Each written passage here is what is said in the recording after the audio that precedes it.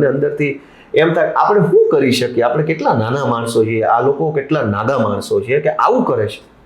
ગુજરાતની જનતાએ આ વાતને બહુ જ ગંભીરતાથી લેવી જોઈએ. ભાજપનો જે નેતા ઝપટમાં ચડે ને એને ડોળા કાઢીને પૂછવું જોઈએ કે તમારા બાપની પેઢી નથી કે તમે આ વિધાનસભાનું સત્ર નથી કરતા, કે તમે જેને મત આપો છો એ સરકાર આવી છે, તમને 100 વારીઓ પ્લોટ નથી આપતી, તમારે સરકારી જગ્યામાં મકાન બાંધીને મજબૂરી વચ્ચે રહેવું પડે છે, તો સરકાર તમને રહેવા નથી દેતી, અને એક બાજુ કંપનીઓને હજારો એકર જમીન મફતના ભાવે આપી દેવામાં આવે છે.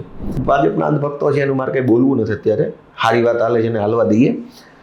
વિધાનસભામાં આમ બોલો, વિધાનસભામાં તેમ બોલો.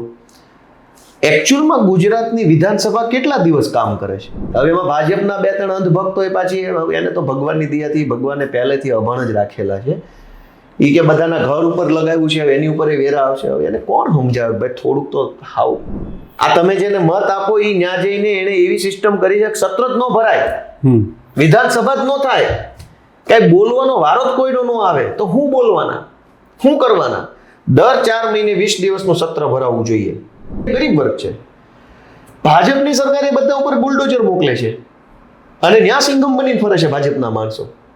કંપનીઓને દેવાની હોય તો ₹1 મીટરના ભાવે અબજો એકર જમીન અપાઈ જાય છે.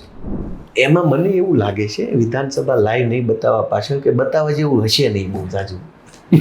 આમાં ગાંડા ઉઘાડા પડી જાય એમ હશે. વિધાનસભામાં ભાજપના 162 ધારાસભ્ય લાઈવ બતાવે તો કોના ઉઘાડા પડે? અમારામાં તમે 5 જ છીએ, દાદા તો એના જ છે. પોલીસમાંથી નેતા બાદ લોયર અને હવે લો મેકર બની ગયા છે ગોપાલ ઇટાલિયા, કારણ કે તેઓ ધારાસભ્ય છે.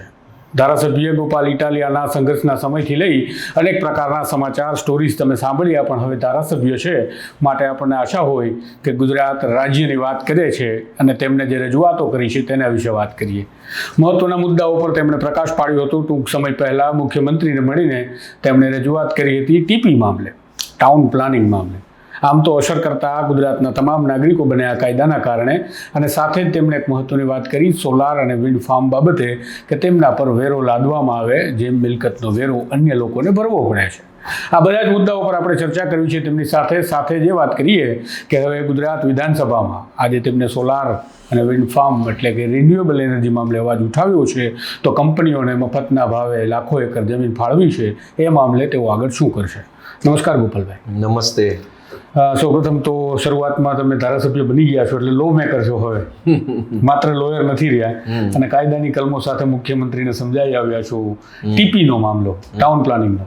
તો સામાન્ય લોકો માટે કઈ રીતે અસર કરતા છે? શા માટે તમને લાગ્યું કે ટાઉન પ્લાનિંગના મામલે મારે બોલવું જોઈએ કે રજૂઆત કરવી જોઈએ? પોલિસી મેકિંગ ડિસિઝન છે, આમ તો લાંબી લડાઈ ચાલશે હું માનું છું.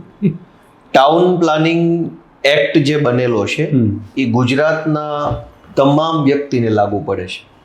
બહુ જ ગંભીર મુદ્દો છે. કોઈનું ધ્યાન નથી એવું આપણે નહીં કહીએ, પણ કોઈએ આની ઉપર ધ્યાન આપવાની ઝાઝી કોશિશ નથી કરી. મેં આ ટાઉન પ્લાનિંગ એક્ટ ઉપર એટલા માટે ધ્યાન આપ્યું કેમ કે મારા મત વિસ્તારમાં અમુક ગામડાઓ છે જેમાં ટાઉન પ્લાનિંગનો ઇસ્યુ અત્યારે ચાલુ છે. જુનાગઢ શહેરની ટીપી બને છે, ટીપી એટલે ટાઉન પ્લાનિંગ બને છે, એની અંદર લગભગ તમામ જગ્યાએ અન્યાય થઈ રહ્યો છે.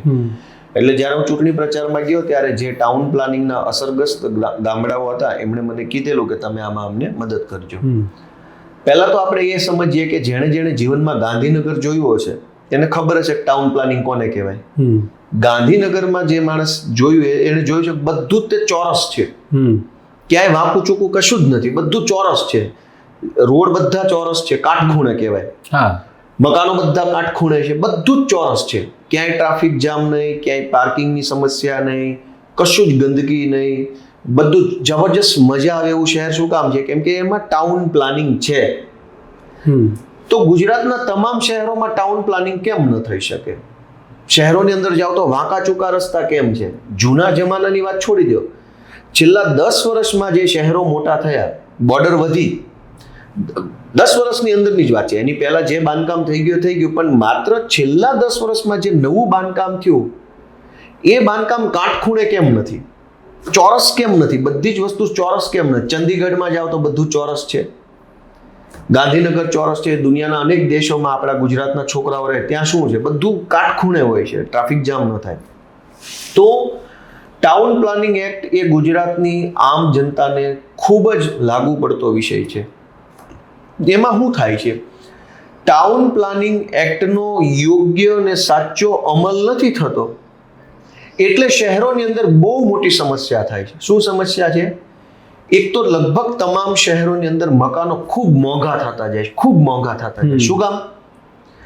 એનું પાયાનું કારણ જ એ છે કે ટાઉન પ્લાનિંગ એક્ટનો ખોટો અર્થ કાઢીને 40% જમીન કપાત કરી લે છે અધિકારીઓ. એટલે જે જમીન ખેડૂતની 10 વીઘા જમીન શહેરમાં સામેલ થઈ ગઈ ટીપીના નામે, એમાંથી બાંધકામ કરવા માટે માત્ર 60% જમીન જ મળશે. 40% જમીન સરકારે મફતમાં પડાવી લીધી. એટલે 40% જમીનનો જે ખર્ચો લાગ્યો એ ખર્ચો કેની ઉપર પડ્યો? 60% જમીન ઉપર. ટાઉન પ્લાનિંગના આખા કાયદાના પહેલા અક્ષરથી લઈ છેલ્લા અક્ષર સુધી વાંચો તો ક્યાંય પણ એક શબ્દ એવો નથી લખ્યો કે જમીન કાપી લેવી, અથવા જમીન સરકારમાં લઈ લેવી, અથવા 40% કાપી નાખવી, અથવા સેલેબલ પ્લોટ બનાવી દેવા, અથવા રિઝર્વેશન મૂકી દેવા. એવો એક શબ્દ કાયદામાં ક્યાંય નથી. તોય આખા ગુજરાતમાં અધિકારીઓ અને નેતાઓની મિલીભગતથી 40% જમીન કાપી લેવામાં આવે છે. એ 40% જમીન જે કપાય છે એનો ખર્ચો 60% જમીન પર પડે છે. એટલે શહેરોમાં મકાનો મોંઘા થતા જાય છે, ખૂબ મોંઘા થતા જાય. નાનો માણસ લઈ જ ના શકે અત્યારે મકાન. તો ટાઉન પ્લાનિંગ એક્ટનું યોગ્ય અમલ નહીં થવાના કારણે પહેલી સમસ્યા છે, શહેરોમાં મકાનો સતત મોંઘા બનતા જાય છે. પહેલો સમસ્યા. બીજી સમસ્યા કે અનેક શહેરોમાં ચોમાસામાં પાણી ભરાઈ જાય છે. ગુજરાતનું કોઈ એવું શહેર નથી ગાંધીનગરને બાદ કરતા જ્યાં પાણી ન ભરાતું હોય. ગાંધીનગરમાં કોઈ દી પાણી નથી ભરાતું. શું કામ? કે એમાં વાસ્તવિક ટાઉન પ્લાનિંગ થયું છે. ગુજરાતના બીજા કોઈ પણ શહેરમાં ટાઉન પ્લાનિંગ નથી. કાગળ ઉપર પ્લાનિંગ છે, વાસ્તવિકતા અલગ છે. એટલે ટાઉન પ્લાનિંગ ન થવાના કારણે પાણી ભરાઈ જાય. વડોદરામાં ભરાઈ ગયું, જુનાગઢમાં પૂર આવ્યું, અમદાવાદમાં તો કંઈ બોલવા જેવું જ નથી. હવે શું બાકી રહ્યું? રાજકોટમાં પાણી ભરાઈ જાય છે. તો ગુજરાતનું એક પણ એવું શહેર નથી કે જ્યાં પાણી ન ભરાતું હોય. એની પાછળનું કારણ એ છે ટાઉન પ્લાનિંગ એક્ટનો અમલ થયો નથી યોગ્ય રીતે. આ બીજું કારણ. ત્રીજું કારણ કે ગટરો ઉભરાઈ જાય છે. લગભગ શહેરોની અંદર ગટરો ઉભરાય છે. ક્યાંય કોઈ જગ્યાએ એવું નથી, કાંઈક ને કંઈક ગટરો ઉભરાતી હોય, ભૂંગળા કાઢ્યા હોય, નાખ્યા હોય, આવું ચાલતું જ હોય. શું કામ? કે ટીપી જે દિવસે બની હોય 10 વર્ષ પહેલા, 12 વર્ષ પહેલા, 8 વર્ષ પહેલા, તે દિવસે એનો સાચો અમલ ન થયો હોય ટીપીનો. એટલે ગટરો ઉભરાય છે. આ ત્રીજી સમસ્યા શહેરોની છે. તો મકાન મોંઘા મળવા, ગટર ઉભરાવી, પાણી ભરાવવું, આ બધાની પાછળનું કારણ છે ટીપીનો અમલ ન થવો. આ 3 કારણ. ચોથું કારણ કે ગુજરાતના તમામ શહેરોમાં પાર્કિંગની ભયંકર સમસ્યા છે. ગાંધીનગરમાં નથી.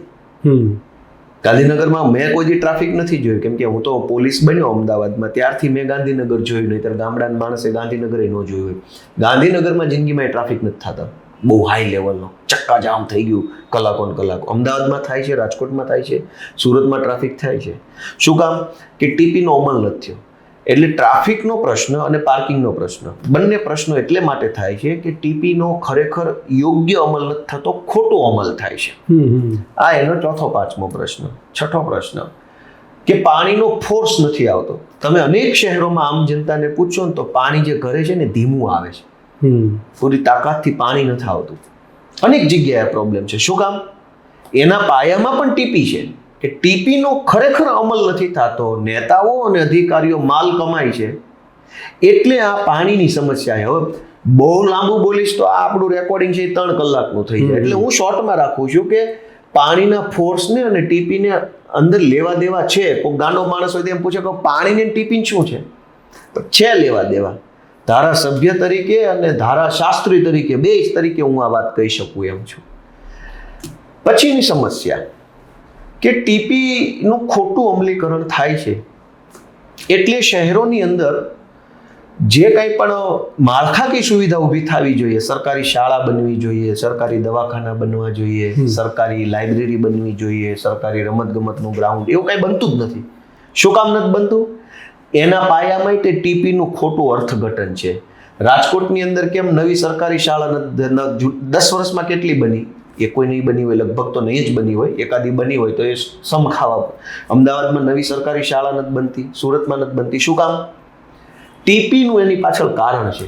કે સરકારી સુવિધાના નામે 40% જમીન તો પડાવી લેવામાં આવે છે, પણ પાછળથી એ જમીન બિલ્ડરોને વેચી નાખવામાં આવે છે અને પૈસા કમાય છે બધા.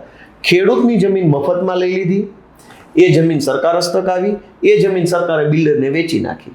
બિલ્ડરને આપી 100 રૂપિયાની ફૂટ જમીન હોય એ બિલ્ડરને 10 રૂપિયા ફૂટ આપી દેવામાં આવે. બિલ્ડર પાસેથી 50 રૂપિયા ઉચ્ચક લઈ લેવામાં આવે, બાકીના અધિકારી કમાય. ખેડૂતની મફતની 100 રૂપિયા ફૂટ જમીન હોય એ 10 રૂપિયા ફૂટ બિલ્ડરને વેચી નાખવાની, વચ્ચે મલાઈ ખાવાની. તો આ બધી સમસ્યાઓની પાછળનું મુખ્ય કારણ ટીપી છે. હવે જે જનતાને ગટર ઉભરાવાનો મુદ્દો લાગુ પડતો હોય એને ટીપી લાગુ પડશે. કોઈ એમ નહીં કહી શકે કે આમાં અમારો વિષય જ નથી. જેને મકાન મોંઘું લાગતું હોય, જેને ગટર ઉભરાવાનો પ્રશ્ન લાગતો હોય, જેને પાણી ધીમું આવતું હોય, જેને ચોમાસામાં પાણી ભરાઈ જતું હોય, જેને સરકારી શાળાનો મુદ્દો નડતો હોય, સરકારી દવાખાનાનો મુદ્દો નડતો હોય, જેને પાર્કિંગનો મુદ્દો નડતો હોય, જેને ટ્રાફિકનો મુદ્દો નડતો હોય, એ બધી જનતાને ટીપીનો મુદ્દો લાગુ પડે છે. એટલા માટે તમે આ મુદ્દો ઉઠાવ્યો છે. પછી હજી જીડીસીઆર નો પણ અલગ પ્રશ્ન છે, કારણ કે ટીપીમાં જમીન કપાયા બાદ ફરીથી માર્જિન પણ મૂકવાનું છે. એટલે જ્યારે એન્ડ યુઝર કોઈ વસ્તુ પર બાંધકામ કરવા જાય છે, પહેલી વાત તો એ છે કે જમીન કાપવાની જ નથી. કાયદામાં ક્યાં લખ્યું છે? કોઈ અધિકારી મને બતાવો, તમે કોઈ પૂછજો કે ભાઈ કઈ જગ્યાએ લખ્યું છે. દેશના મેં બીજા રાજ્યોને ટીપી કાયદાનો અભ્યાસ કર્યો, ક્યાંય એવું નથી. આખા દેશમાં નથી, ગુજરાતમાં કાયદામાં નથી લખ્યું. મુંબઈમાં ટીપી એક્ટ છે તો ન્યાય કઈ લખ્યું નથી કાયદામાં જમીન કાપવી. બેંગ્લોરમાં નથી લખ્યું, ઇન્દોરમાં નથી, જયપુરમાં નથી, ચંદીગઢમાં નથી. ક્યાંય ટીપીના કાયદામાં જમીન કાપવાનું નથી. આપણા ગુજરાતમાં નથી, પણ આ કાપી લે છે. એનો લાભ શું મેળવવા માટે થતું છે? તમે કીધું નેતાઓ અધિકારીઓની મિલીભગત છે. ખેડૂતની મફતની જમીન 40% કાપી લેવાની અને 40% સીધી વેચી દેવાની મળતિયાઓને. તમને હાવ મફતમાં 10 વીઘા જમીન મળે અને વેચવા જાવ તો તમારું 1 રૂપિયાનું રોકાણ નથી. પણ પૈસા તો સરકારમાં જમા થવાના ને, ઓપ્શન થવાના. મફતના ભાવે વેચી દે ને, 1 રૂપિયા મીટરના ભાવે વેચી દેશ. જે જમીન ખરેખર 1 લાખ રૂપિયાની વાર હોય એ જમીન 1 રૂપિયાની વેચી દેતો, બાકીના પૈસા કેશમાં આવી જાય. તમે હવે ધારાસભ્ય તરીકે આ ચિંતા કરી જ છે. મૂળ તો જમીનની જ આપણે વાત કરી રહ્યા છે, કઈ રીતે ટાઉન પ્લાનિંગ એક્ટમાં જોગવાઈ ન હોવા છતાં જમીનનું તમે કહો છો કે આ રીતે 40% જમીન કપાતમાં જાય છે. તો એવો જ એક પ્રશ્ન બીજો જે છે કે અત્યારે રિન્યુએબલ એનર્જીનો પણ તમે ઉઠાવ્યો છે. તમે એમાં માગણી કરી છે કે મિલકત વેરો રિન્યુએબલ એનર્જીના જે પ્લાન્ટ છે, સોલાર હોય, વિન્ડ ફાર્મ હોય કે કોઈ અલગ પ્લાન્ટ હોય. ના, સોલાર ને વિન્ડ ફાર્મ બે છે. અચ્છા, એમની પાસેથી મિલકત વેરો લેવા. બરાબર. પણ મહત્વનો પ્રશ્ન એક ધારાસભ્ય તરીકે તમે વિધાનસભામાં ઉઠાવશો કે કેમ? કારણ કે 200 રૂપિયા વીઘો જમીન આપવામાં આવે છે.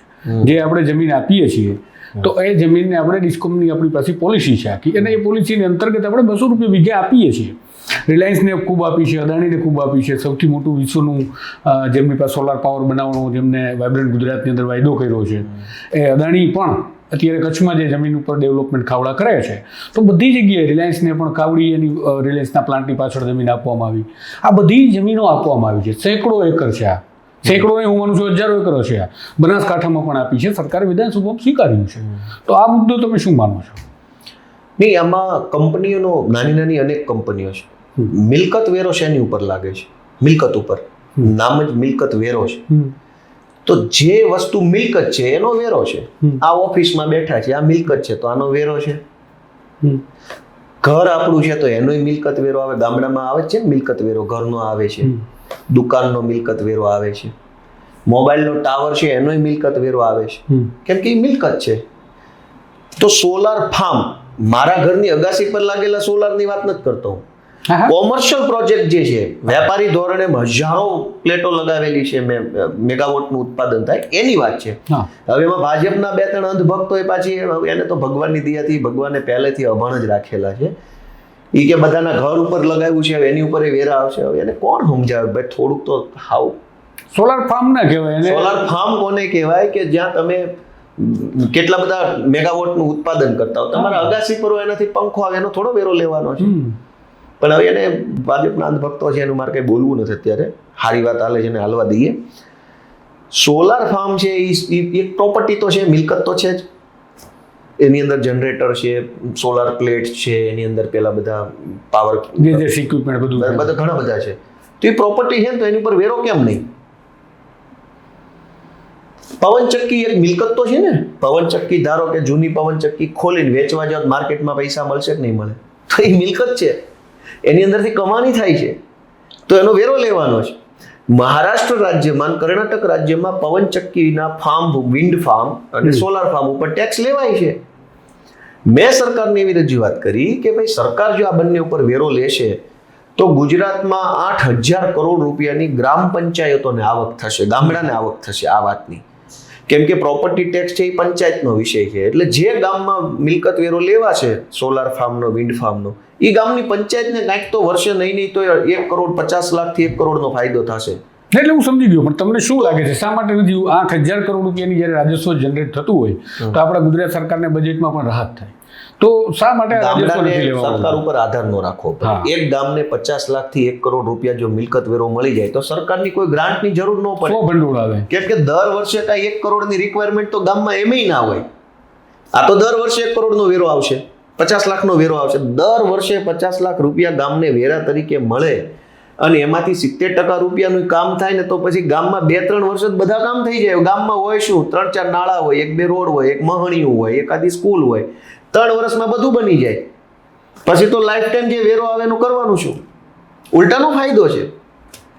સરકારને મેં રજૂઆત મૂકી છે કે ભાઈ પવનચક્કીના જે વિન્ડ ફાર્મ છે અને સોલાર ફાર્મ છે એની ઉપર ટેક્સ લાગવો જોઈએ. તમે 8,000 કરોડની ચિંતા કરી કે 8,000 કરોડનું રાજસ્વ સરકાર ગુમાવે છે, ગુજરાત ગુમાવે છે, સોલાર પાક પાસેથી નથી લેતા.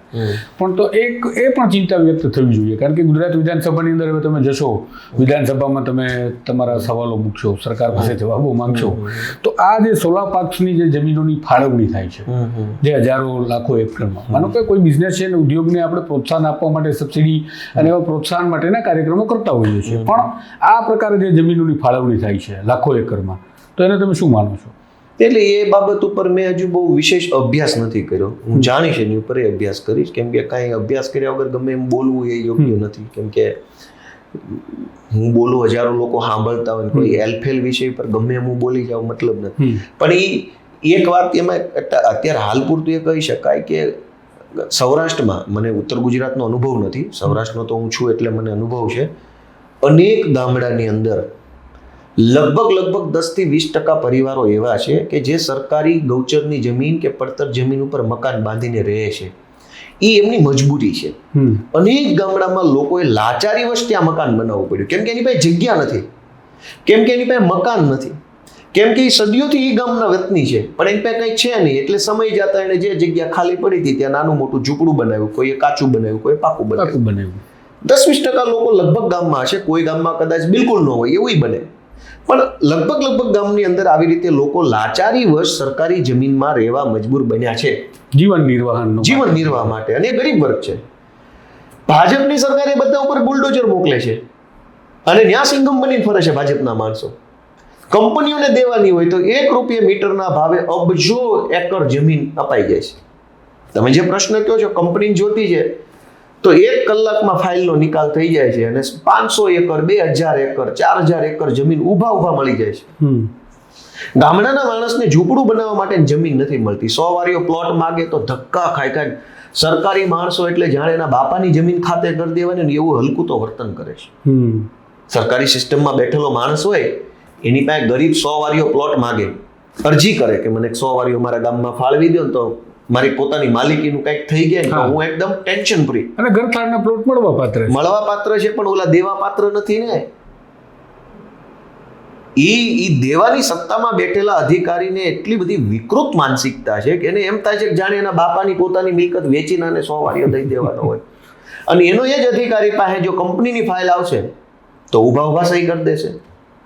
તો આ માનસિકતાને લોકો સુધી પહેલા તો ઉજાગર કરવી લોકોની વચ્ચે કે તમે જેને મત આપો છો એ સરકાર આવી છે, તમને 100 વારીઓ પ્લોટ નથી આપતી, તમારે સરકારી જગ્યામાં મકાન બાંધીને મજબૂરી વચ્ચે રહેવું પડે છે, તો સરકાર તમને રહેવા નથી દેતી.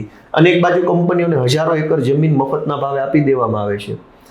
આ વાત ગુજરાતની જનતા સુધી તો પહેલા પહોંચે, પછી જનતા જાગે, સરકાર બદલે, નેતા બદલે તો કંઈક રસ્તો નીકળે. આ વાતમાં એક બીજી વાત સમજવા જેવી છે કે સરકારે એક કાયદો લાવી છે અને એ કાયદામાં એક્સટેન્શન આપે જાય છે. પેલું કાયદો આપણે અંગ્રેજી નામ એનું ભૂલી ગયો, રેગ્યુલાઇઝ કરી દેશે, ગેરકાયદેસર બાંધકામો રેગ્યુલાઇઝ કરી દેવાનો કાયદો છે. ઇમ્પેક્ટનો કાયદો, કે મોટા શહેરોમાં જે બિલ્ડરોએ ગેરકાયદેસરના બાંધકામો કર્યા છે હવે ગેરકાયદેસરનું છે એટલે એના કોઈ ડોક્યુમેન્ટ ન હોય, ડોક્યુમેન્ટ ન હોય એટલે પ્રોપર્ટીની આમ કોઈ કિંમત ન થાય. કાંઈક તો જોશે ને આધાર પુરાવો લેવા દેવાનો, વેચવાનો કે મોર્ગેજ કરવાનો. એટલે સરકારે એક કાયદો લઈ આવી ઇમ્પેક્ટ ફીનો, કે અનિયમિત બાંધકામને નિયમિત કરવું. એનું શુદ્ધ ગુજરાતી આવું એટલે કે ગેરકાયદેસરના બાંધકામને કાયદેસર કરી આપવાનું. કેવી રીતે? તો કે સરકારમાં બિલ્ડર અમુક પૈસા ભરે એટલે સરકાર કે ઓકે વાંધો નહીં, હવે તમારું કાયદેસર ગણી લેવામાં આવશે. એ કાયદાની લગભગ મારા ખ્યાલથી 2012માં બન્યો આ કાયદો. 2012 પછી કાયદાની મુદત વધારે જાય છે, વધારે જાય છે. 2025 સુધી એની મુદત વધારે છે. નહીંતર સરકાર જ્યારે કાયદો 2012માં લાવી તો સરકારે એવું નક્કી કર્યું હોય કે 2012માં આ કાયદો આવ્યો ત્યાં સુધીમાં જે કાંઈ ગેરકાયદેસર બાંધકામ થયું છે એ બધા સરકારને પૈસા ભરી દો ને તમને અમે રેગ્યુલર કરી દે ને, હવે નવું ન બાંધતા. 2012 પછી એક પણ ગેરકાયદેસરનું બિલ્ડિંગ બનવા દેવાનું નહોતું. છતાંય ભાજપે શું કર્યું કે ગેરકાયદેસર બાંધકામ બનવા દેવાના. 2013માં બન્યું હોય એને 2015માં ફાઇલ મુકાય કે આ ગેરકાયદેસર બાંધકામ છે, આને કાયદેસરનું કરી દો. કેટલા પૈસા ભરવાના? તો કે 2 કરોડ. 2015માં ગેરકાયદેસર બાંધકામ બને ને 2017માં કાયદેસર કરી દે, 17માં બને ને 18માં કરી દે, 18માં બને ને 19માં કરી દે. તો તમે ગેરકાયદેસર બાંધકામ બનવા દો છો શહેરોમાં અને પાછળથી પૈસા લઈને રેગ્યુલર કરી દો છો અને સતત ચાલુ રાખો છો. ભાજપવાળામાંથી પૈસા કમાય. ગામડામાં એક ગરીબ માણસે સરકારી પડતર કે ગૌચરની જમીનમાં એક મકાન બનાવ્યું હોય તો એને કેમ કાયદેસર નથી કરી દેતા? કેમ એવો કાયદો નથી લાવતા કે ભાઈ આ ગામડાનો ગરીબ છે એ 20,000 રૂપિયા ભરે એટલે મકાન એનું, જમીન એની, મકાન એનું પરમેનન્ટ? કાં ગામડામાં જેસીબી ફેરવી દેવાય, ગરીબના ઝૂંપડા પર બુલડોઝર ફેરવી દેવાય. શહેરોમાં તમારા ભાજપના માણસો ગેરકાયદેસર બિલ્ડિંગો બનાવે જાય છે, બનાવે જાય છે, બનાવે જાય છે અને તમે એને રેગ્યુલર કરતા જાઓ છો, કાયદેસર કરતા જાઓ, કાયદેસર કરતા જાઓ છો. સતત ચાલતું રહે છે. ગોપાલ ઇટાલિયા બિલ્ડર હોય તેનો ધંધો જ છે કે દર વર્ષે 2 ગેરકાયદેસર બિલ્ડિંગ બનાવી નાખવાના, ત્રીજા વર્ષે એને કાયદેસર કરાવી નાખવાના. આ ધંધો જ છે. અને કાયદો એવો બનાવી દીધો છે કે જેટલું ગેરકાયદેસર હોય પૈસા ભરો કાયદેસર થઈ જાય. તો આ કેવા પ્રકારની દુકાન હાલે છે? અને ગામડાનો માણસને તો તમે 1 ફૂટ જગ્યા નથી આપતા. તમે જે ઇસ્યુ વિચારો છો એ ઇસ્યુ પર હું છેલ્લે એક વર્ષથી કામ પણ કરું છું કે જે પ્રશ્ન તમે કીધું કે લોકોને, સામાન્ય લોકોને 100 વાર 50 વારના પ્લોટ નથી મળતા, અનુસૂચિત જાતિ જનજાતિને આપવા પાત્ર પ્લોટ નથી મળતા. મેં રાજ્ય સરકારને આરટીઆઈ કરી અને રેવન્યુ ડિપાર્ટમેન્ટને સવાલ પણ પૂછેલો કે મુખ્યમંત્રીએ ગુજરાત રાજ્યમાં રિન્યુએબલ એનર્જી માટે, પછી ગ્રીન હાઇડ્રોજન હોય, સોલાર હોય કે વિન્ડ પાર્ક હોય, જમીનોની ફાળવણી કરી તો મુખ્યમંત્રીશ્રીએ કેટલી ફાઇલો જે છે એમને સહી કરી છે, કેબિનેટની મંજૂરી જોઈએ.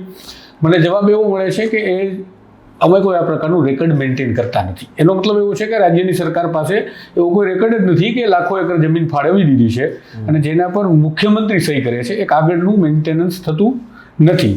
એના પછી આગળ અભ્યાસ. એટલા માટે તમારું, તમે કીધું એમ કે તમે અભ્યાસ કરશો. અપેક્ષા હું એવી પણ રાખું કે ગુજરાત વિધાનસભાની અંદર માત્ર સવાલ પૂછી કે કંપનીઓને જમીનની ફાળવણી થઈ છે તો શું થઈ છે, તો તમે એનો પણ અભ્યાસ કરશો અને વિધાનસભામાં પૂછશો કે કઈ કંપનીઓને મળવા પાત્ર છે.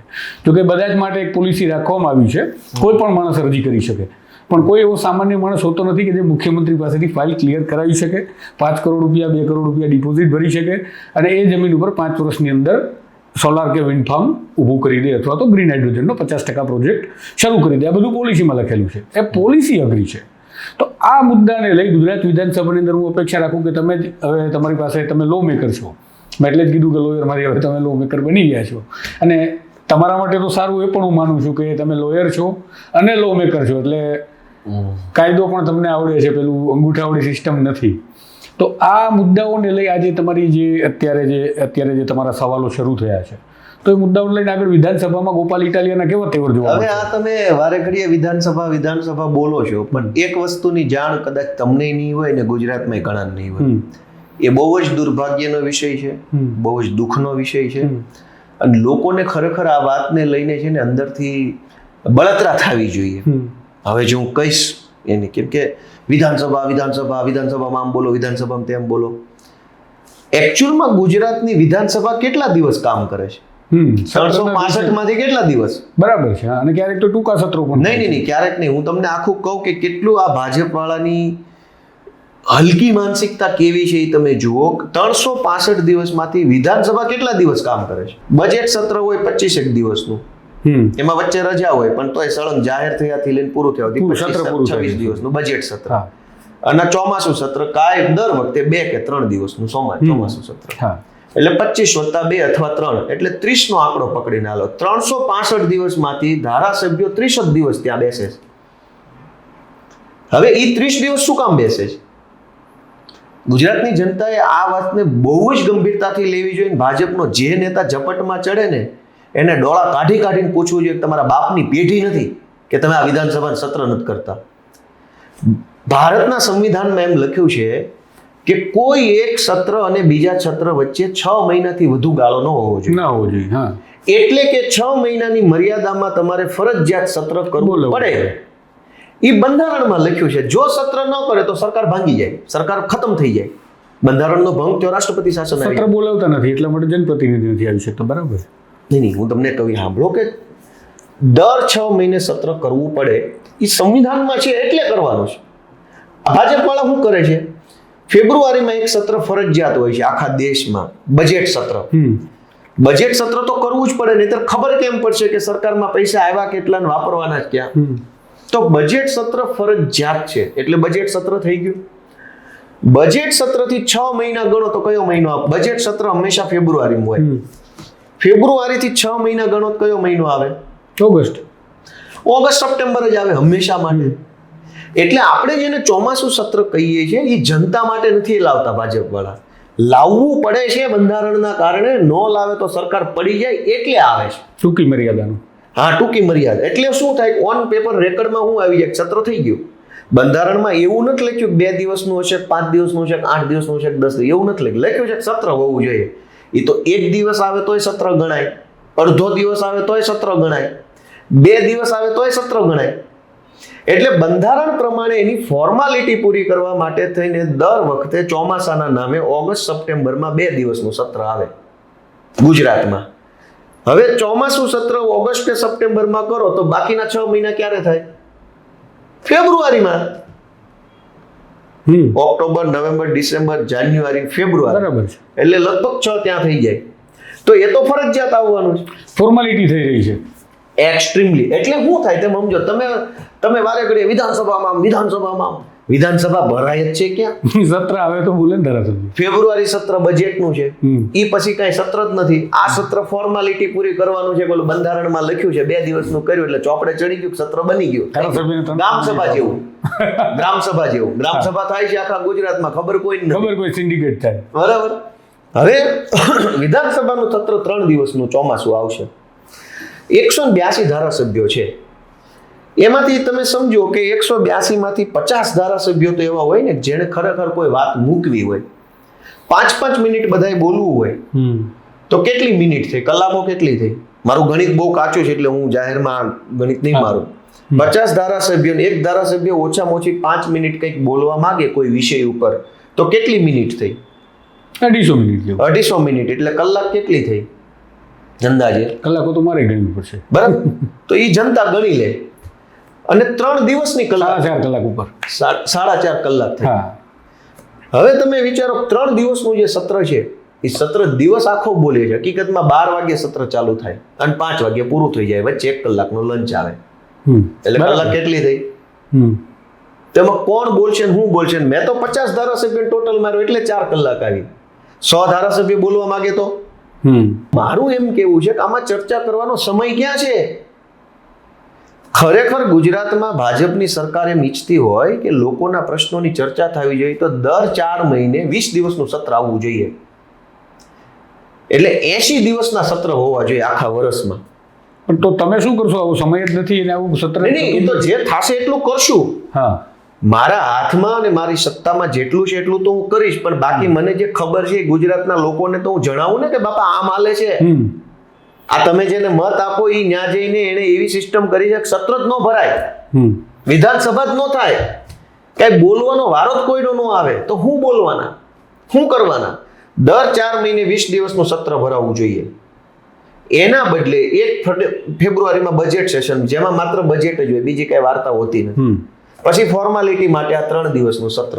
એમાં વળી અભિવાદન ને પ્રસ્તાવના કઈ એમાં એક તો પહેલા શોક પ્રસ્તાવ હોય. હંમેશા સત્ર ભરાય એટલે 6 મહિનામાં જે કઈ ગુજરી ગયા હોય એને શોક સભા હોય. શોક આપે એટલે પછી એમ કે ગૌ રહેવા દે, આ શોક અપાઈ ગયો કાલ વાત.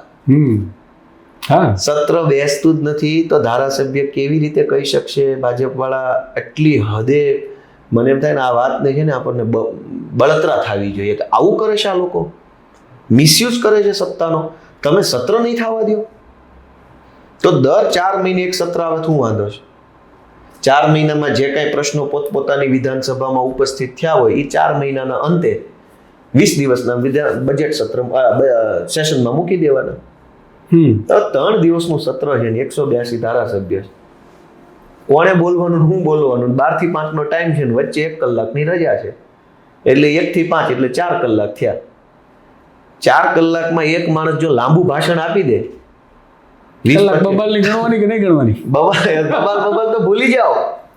બધા આ ભાજપવાળા આટલી હલકી માનસિકતાના માણસો છે તુષારભાઈ, મને તો એટલું બધું દુઃખ લાગે છે, પણ મને અંદરથી એમ થાય આપણે શું કરી શકીએ? આપણે કેટલા નાના માણસો છીએ, આ લોકો કેટલા નાગા માણસો છે કે આવું કરે છે.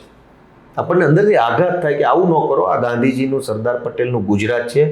અહીંથી આખી દુનિયાએ સંઘર્ષની રસ્તો અહીંથી જ મળ્યો છે ગુજરાત, અને આ જ ગુજરાતમાં તમે આવા ધંધા કરો છો. કમસે કમ બીજા રાજ્યોમાં હોત તો આપણે ભૂલી જાય. આ ગુજરાત પાસે સાંસ્કૃતિક વારસો છે.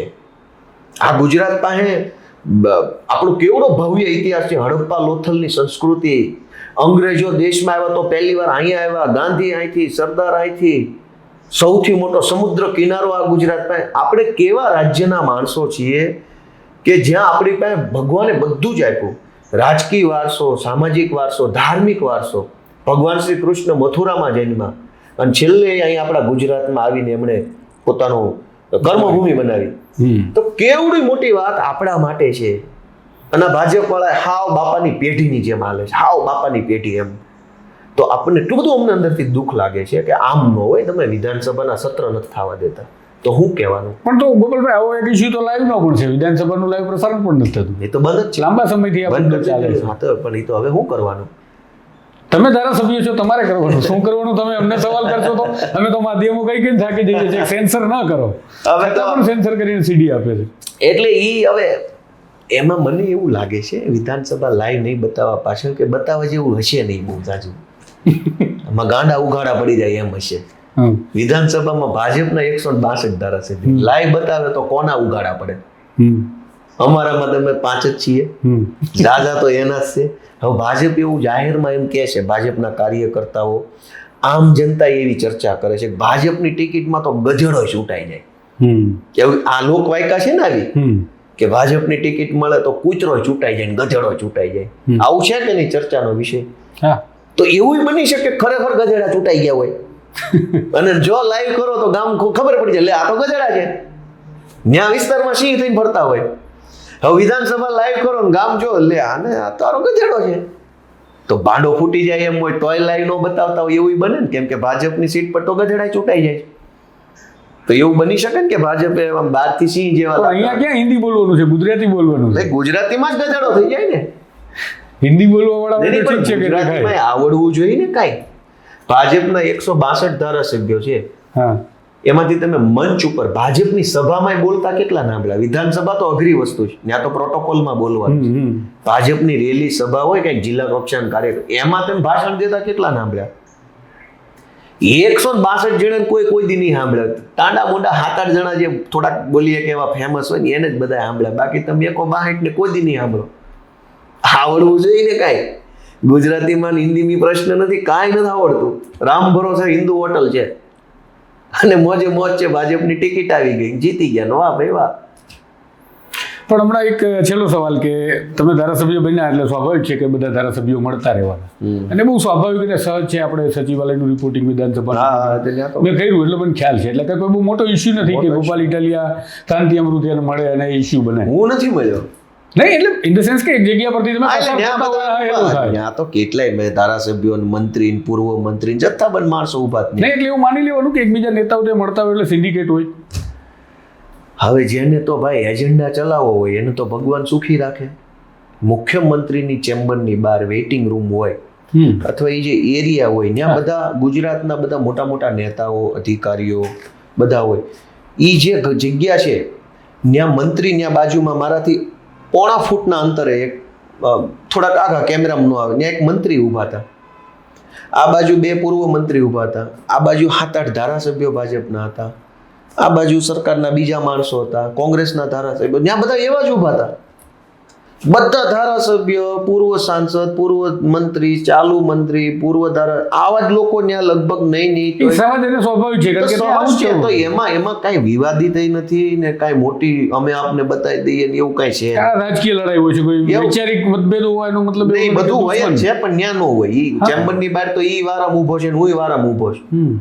લડાઈ બધી જ હોય છે, વૈચારિક હોય ને વ્યક્તિગત હોય ને રાજકીય હોય. પણ હસી ને વાત કરતા એવો ફોટો ખૂબ ચાલ્યો. ભાઈ હસી વાત નહોતા કરતા.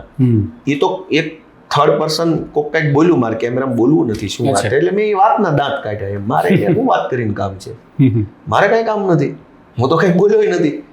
ખેર, તો આ વાતને લાંબી કરવા કરતા ખાલી એક વાત એ કહી દો, મુખ્યમંત્રી શું જવાબ આપે? મુખ્યમંત્રીએ મારી વાત સાંભળી અને મને જવાબ એવો આપ્યો કે ભાઈ સારું, આની ઉપર હું જરાક કે ધ્યાન આપીશ અને ફરી પાછો તમને સમય આપીશ આને વિગતે સમજવા માટે, કેમ કે ત્યાં રસ એટલો બધો હોય કે બધી વાત લાંબી વિગતે કરવાનો. 12 ધારાસભ્યો લાઈનમાં બેઠા હોય, મંત્રી હોય, મારી પહેલા કોઈક બીજો અંદર હોય. તો એમ કીધું કે ભાઈ હું તમને અલગથી થોડોક સમય મેનેજ કરીશું, ત્યારે પાછું આપણે આ વિષય ઉપર ઊંડાણપૂર્વક કોશિશ કરશું સમજવાની ભાઈ હું વિષય લઈને તું આવ્યો છે. પણ ઓલ ઓવર એમણે મુખ્યમંત્રીને છાજે એવું સારી રીતે મારી હારે વાત કરી, સારો જવાબ આપ્યો, પોઝિટિવ. હા, એટલે પોઝિટિવ નેગેટિવ નો પ્રશ્ન જ નહોતો. હું તો પોલિસીની વાત લઈને ગયો હતો ને, ઊભા તો કઈ થઈ જવાનું નહોતું. પોલિસી મેકિંગ છે એટલે એમાં તો બહુ વિશાળ તંત્ર કામે લાગે. ભાઈ મિલકત વેરો લેવો કે ન લેવો એ નીતિનો વિષય છે, કાયદાનો વિષય, વૈધાનિક બાબત છે, એમાં લાંબો સમય લાગે. ઊભા તો કઈ હા ના, ભાઈ મારા રોડમાં ખાડો પડી ગયો છે, ભર દેશો કે નહીં ભર દો, તો એનો જવાબ હા કે ના હોય. પણ હું એમ કહું કે ભાઈ ટીપીમાં આવું ખોટું થાય તો એ અભ્યાસનો વિષય થયો ને, તો એ તો એવું જ કે ને હું અભ્યાસ કરીશ. એટલે ઓવરઓલ મીટિંગ સારી રહી. પણ હા, એ તો ધારાસભ્ય મુખ્યમંત્રીની મીટિંગ તો સારી જ રહેવી જોઈએ. એ બંધારણીય માણસ છે, હું બંધારણીય માણસ છું. આ મીટિંગ ખરાબ રહેવી જ ન જોઈએ. પહેલા સારી ન રહેતી નેતાઓ સાથે તમારી મીટિંગ? એટલે પહેલા તો હું બંધારણીય હોદ્દા પર નહોતો ને, એટલે અમને કોણ ભાવ આપે? અમને તો બધા કાઢી નાખ્યા હોય કે આ અમે તો હિસાબમાં ચોપડે ન ચડાવ્યા હોય અમને. આ તો હવે બધું વિસાવદરની જનતાનું ભલું તાજ્યો કે અમને ચોપડે ચડાવ્યા, હિસાબમાં આવ્યા, એટલે અમારી વાત તો કે સાંભળવી પડે છે. નકર અમારે સાંભળે થોડી, ભાવ આપતા થયા. મુદ્દાને માન છે પણ અમારી વાત સાંભળવી તો પડશે ને. ધારાસભ્ય છે એ તો જગ જાહેર વાત છે, તો એને સ્વીકારવું પડશે. હું જે કહીશ સાંભળવું પડશે. કામ કરે તો વેરી ગુડ, ન કરે તો અમારી સરકાર આવે ત્યારે પાછું અમારે હાથ ઉપર લેવાનું થાય. ઠીક છે. તો આ હતા ધારાસભ્ય ગોપાલ ઇટાલિયા. ગોપાલ ઇટાલિયાને તમે ખૂબ સાંભળ્યા હશે અગાઉ અને ખૂબ જ તેમના વિશે તમે વિડીયો, રીલ્સ અને શોર્ટ્સ જોયા હશે. અત્યારે એ ગોપાલ ઇટાલિયા પોલિસી પર વાત કરી રહ્યા છે, કારણ કે તેઓ ધારાસભ્ય છે, વૈધાનિક બાબતો પર વાત કરી રહ્યા છે, સંસદીય ભાષામાં વાત કરી રહ્યા છે. છતાં પણ એમને બેબાક રીતે પોતાની વાત રજૂ કરી. મુખ્યમંત્રીને તેમને ઘણી બધી રજૂઆત કરી છે. કેટલાક મહત્વના અને અગત્યના મુદ્દા છે જેનાથી રાજ્યની પ્રજાનું ભલું થાય. આશા રાખીએ કે ગોપાલ ઇટાલિયાની વાત સાંભળી અને મુખ્યમંત્રી પ્રજાનું અને રાજ્યનું ભલું કરવા, આમ તો નાગરિકોનું, પ્રજાનું નહીં, કારણ કે તેઓ રાજા નથી, નાગરિકોનું ભલું થાય એ પ્રકારનું એક્શન લેશે. આ પ્રકારના અહેવાલ, વિગતવાર સમાચાર, વાતો, ચર્ચાઓ, તમારા અવાજ અને તમારા સ્વમાનની વાતો સ્વમાન કરતું રહેશે. માટે જોડાયેલા રહેજો. નમસ્કાર.